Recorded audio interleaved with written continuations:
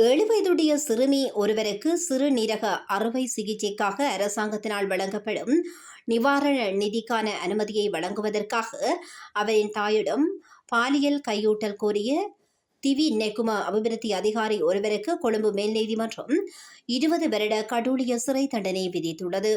குறித்த வழக்கு கொழும்பு மேல் நீதிமன்ற நீதிபதி ஆதித்ய பட்டபெத்திகே முன்னிலையில் இன்று விசாரணைக்கு எடுத்துக் கொள்ளப்பட்ட போதே இந்த உத்தரவு பிறப்பிக்கப்பட்டுள்ளது. அத்துடன் பிரதிவாதியின் வாக்களிக்கும் உரிமை உள்ளிட்டவை நீக்கப்படுவதாக தேர்தல்கள் ஆணைக்குழுவுக்கு அறியப்படுத்துமாறும் நீதிபதி உத்தரவிட்டார்.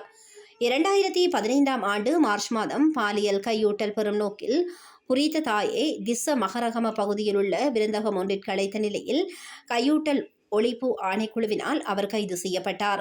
இந்த நிலையில் அவருக்கு 20,000 அபராதமும் விதிக்கப்பட்டுள்ளது.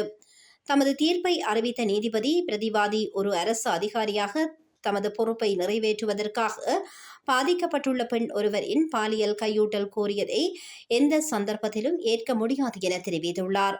குற்றத்தின் தன்மையை கருத்தில் கொண்டு சிறிய அளவிலான தண்டனையை அறிவிக்க முடியாது எனவும் அதற்கமைய அவருக்கு கடூழிய சிறை தண்டனை விதிக்கப்படுவதாகவும் நீதிபதி அறிவித்தார்.